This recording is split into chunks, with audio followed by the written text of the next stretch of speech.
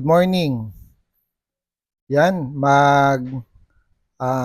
tuturo tayo kung papaano mag-activate ng recapping o reactivation, no? Ayan.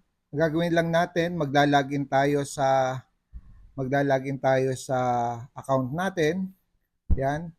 Makikita nyo dito sa left side, ayan. Makikita nyo diyan yung tinatawag na account package. I-click nyo yung account package, makikita nyo dito yung current capping. Okay?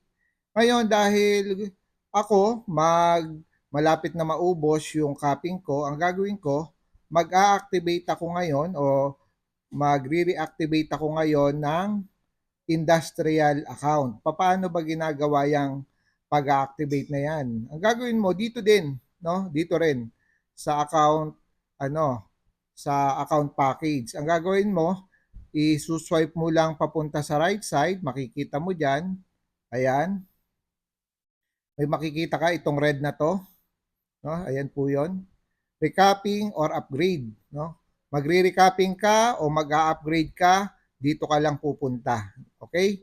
Ngayon, click lang po natin 'yan. Ang lalabas po diyan, no?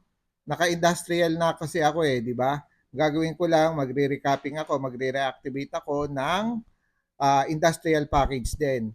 May makikita ka diyan, PIN code, saka ayan, e-pin code, saka e-pin code. Dalawa kasi yan, no? Ito yung nanggagaling sa opisina pag bumili tayo ng package o kaya naman bumili tayo sa mga stockies. Ngayon, in-screenshot ko na po, no? Ayan, in-screenshot ko na ito 'yon. No, ayan. Ayan, pin code. Ayan, pin code, i-copy paste ko lang, i-copy paste ko lang, ilalagay ko lang dito sa unahan. Ayan.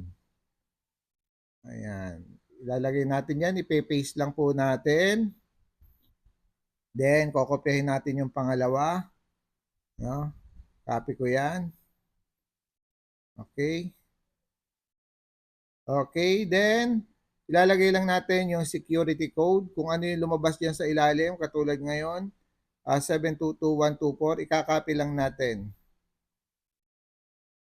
Nagbabago-bago po yan, no? Kung ano yung nakalagay dun sa sa ilalim, once na mag-activate kayo, mag-reactivate kayo, yun po yung ilalagay ninyo. Then, isasubmit lang po natin yan.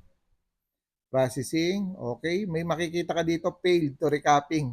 No, actually, kahit ulitin mo yan, ganyan talaga lalabas yan. Ayan. Actually, ano yan, okay na yun, no? Okay na po yun. Paano mo makikita na okay na? Punta ka dito sa account package po natin, i-check mo lang ulit yung recapping mo.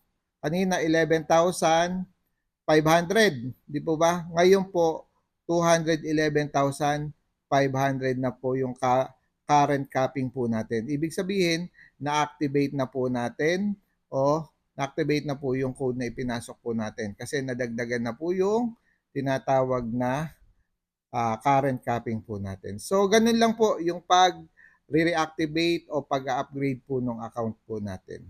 Yun lang. Good morning.